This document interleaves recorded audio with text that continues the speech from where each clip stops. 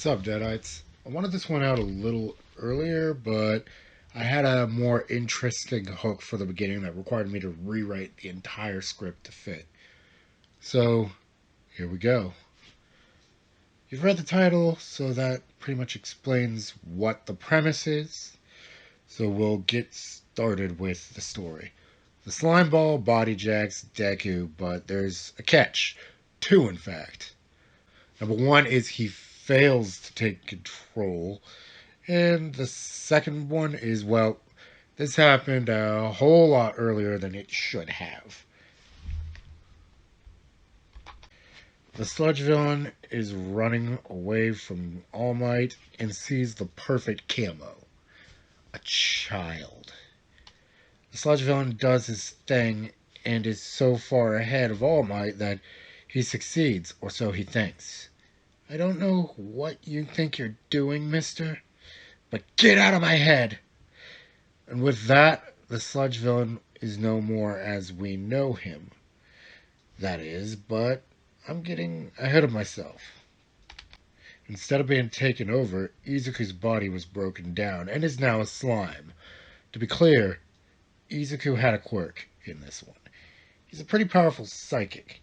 Deku's no Jean Grey at the moment, but he could destroy an intruder in his mind like that.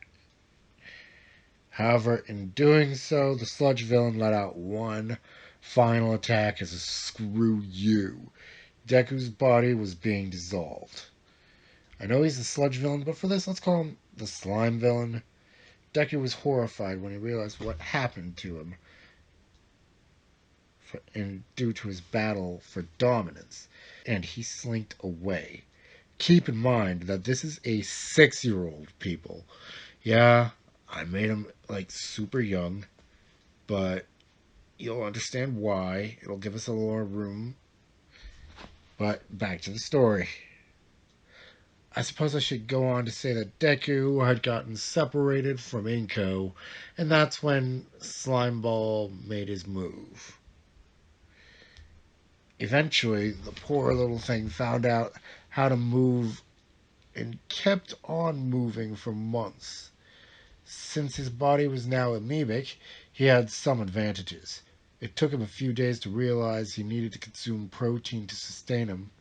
No, that doesn't work anymore. Itself. Deku is currently sexless, since the existence formerly known as Deku is far too young to tell you what's going on to it right now. I'll tell you as it comes to understand a bit. When I say consume, I literally mean consume. Since it was slime, normal food wasn't a thing it had access to. Bugs, rats, squirrels, bio-waste, what have you. Protein was protein. And it was my phone. And it was what it needed to survive, to sustain its larger form. It had shrunk to an amoebic state once, and surviving in that microscopic world was in terms an adult, and I use the term loosely since 6 would understand, it was a hellish ordeal like none other. Microscopic organisms are terrifying. Google it. There's no shame in cringing at the term bio-waste. I know I did, and I'm the narrator, and I wrote this. One day it came out of the sewers in search of less cringeworthy protein and ended up in a piping system. It had no idea where it was, but it wasn't complaining. This area was chock full of tasty minerals that it heartily consumed. Ah, much better than sewer water. Now it can't taste in the way you or I would, but it can still tell what it's eating. This water had more wholesome nutrients than the sewage it was accustomed to. Now fade to a conversation going on directly below it. Young Mirio, have you considered my offer? Deku heard a booming voice for which there is no mistaking. All Might's here. Maybe he can help me, or take me to someone who can. Deku began to secrete itself from what it now knew to be a fire suppression system. I don't think I even need to tell you what's about to happen, but here we go anyway. Mirio accepts the offer, and All Might extends a hair for him to consume. Before Mirio could grab said hair, Deku falls on All Might's hand and consumes the protein, and subsequently one for all. A few of you are probably thinking, that's not how that works. Except it is, actually. All Might had every intention of passing on one for all to Mirio. And it was done. It just got passed on to the wrong target. This is around when they both hear a pained, androgynous sounding scream. This is where Deku feels something it hasn't felt in months. Pain. As One for All was strengthening the slime court that was now a part of Deku, some sensory control was returning. Deku could now see once more in the way that we'd see, sort of. Along with actually feeling things. At first, the duo thought Deku was a villain that knew of One for All and wanted it for themselves. But as time kept going on, it was obvious that this was a child. Deku kept screaming for someone they could barely remember. Its mother. The image of Inko came back to Deku, running through their mind. Yup, we're bringing back human identifiers. Mirio was worried about the child, who was clearly in pain. All Might, is there nothing we could do for him? Her? Them? Let me be clear. I'm only using gender-neutral terms because that is what Deku is right now. Mirio just chose the most fitting terms since he had no idea how to refer to them. There's not much we can do other than wait for them to stop writhing in agony and take them to people far smarter than we are. All Might answered to the young Mirio. FYI, he's about to enter UA, and I aged him up by about 8 years.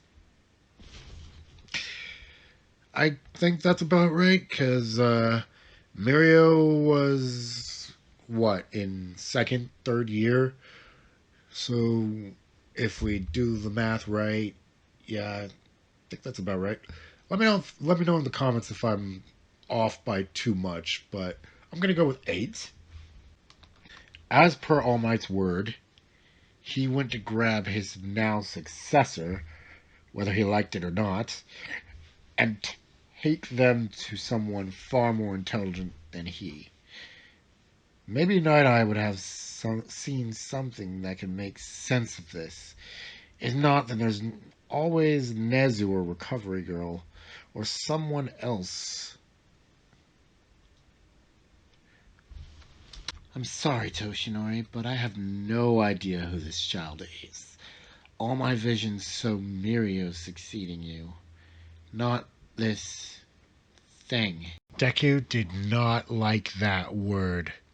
Well, excuse me, Princess High and Mighty. You are not all-seeing. You see what could be, not what will be. And I am living proof of that. I am a child, not a thing. You heard that right. Sir Nighteye is female for this. Deku honestly couldn't even remember what they looked like at this point. They didn't even know if they were a boy or a girl. They just had one face to go on. How in the world would they find out where this woman, whom Deku believed to be their mother, was? That's when Deku remembered about their quirk. You know, the one they've been instinctively using to talk this whole time. and flashed the image of their mother. Have any of you seen this woman? I think she's my mommy.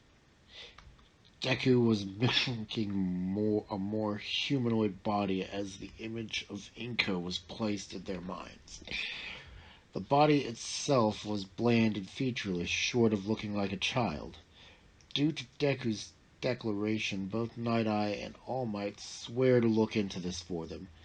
If this woman was indeed their mother, then it was their duty as heroes to reunite them.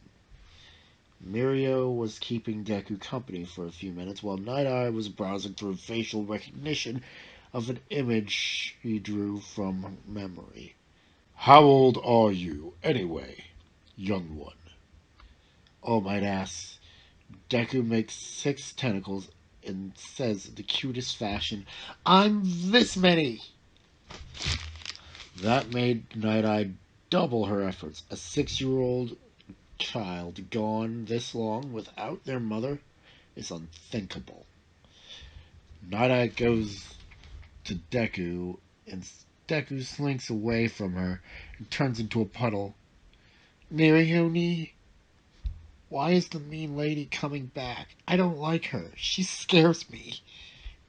That hit Nighteye in the heart. Young one, I apologize for being so scary. It is how I act towards the unknown. You must understand that, as you said earlier in your anger, you are living proof that I am not omnipotent and only see a small range of what could be. For the first time in years, I am faced with an unknown variable, and that terrifies me. Deku returns to humanoid form. But aren't you a grown-up? A question that I don't care who you are, we've all asked at some point in our childhoods. Night-Eye laughs and smiles. It's official. She likes this one. Adults don't know everything, dear. When you're older, you'll find that an adult is nothing more than an overgrown child sometimes. She kisses Deku on their mucosal forehead and doesn't cringe at all. This caused them to change to a clearer shade of green. They really liked that. The mean lady wasn't mean anymore. A nice lady. It made them feel loved and wanted. All Might came back with the results from the scans. It seems her name is Inko Midoriya. She filed a missing persons report for her son Izuku Midoriya 6 months ago. Would you like to see her, Izuku? Deku didn't know how to feel about the name. They knew their name now, but it just felt alien to them. Yes, please. I want to meet my mommy. Are you all going to be there? They say they will, but All Might informs Deku that he will have to train them and help them learn how One for All translated into them. Since I didn't mention it earlier, One for All didn't manifest in the way it normally would and acted as a stabilizer for Deku since, let's be clear, Deku's a slime. There's no muscles. And it will probably strengthen both the slime and the mental quirks over time, and that's the reason why I made them 6. They can grow into these new powers. Don't worry, I won't leave them super young for long. I will move them up at a moderate pace, but for now, 6. Deku says okay, and a growl can be heard in everyone's minds. What do you eat, young Midoriya? Deku answers protein, and all 3 of them shudder at what Deku had been eating over the course of 6 months. Night-Eye orders food, and Deku eats it, but it doesn't sit right. It has nutrients in it, but it just wasn't right. They shared that. Perhaps it has to be raw protein. All Might tosses Deku something to eat, and whatever it was delicious. There were so many nutrients, and once again, they shared this. Deku could eat cooked food, but raw ingredients did the trick better. With this, they hoped the mucosal child would never have to resort to bio-waste again. However, Deku makes for the compost bin and goes to town. I mean, literally, they went ham. By the time they were done, the bin was shining clean. No muck, no gunk, not even a smell. With dinner done, the plan was to take Deku to see Inko. All Might is jumping around, and Deku is in his hair, just chilling there and enjoying the ride. Nighteye and Mirio were a little irritated that they were being left out, but Deku wanted to see their mommy as fast as possible, and that meant Air All Might. The two touch down near Inko's apartment and wait for the others since they wanted to be a part of this. They get there within 10 minutes, much to Deku's perturbance.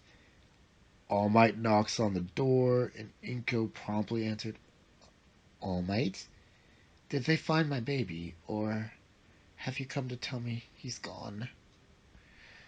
All Might said nothing, but Deku chimed in a minute later. Hello, Mommy. I'm near All Might, but some things about me have changed. I need you to promise not to scream, okay? Inko knew what her son's quirk was, and would often tell him to talk like a normal person, but what could it have changed that would startle her? That's when Deku emerged from All Might's hair and went from blob to slime child looking thing. Hi, Mommy. I told you some things have changed. Inko fainted. Since this is where Deku lived, they invited their friends in. The boy in the picture just didn't seem like them anymore. They dug deep and could feel more control vested in them through One for All, and started making a body that looked more human-like, but still a slime.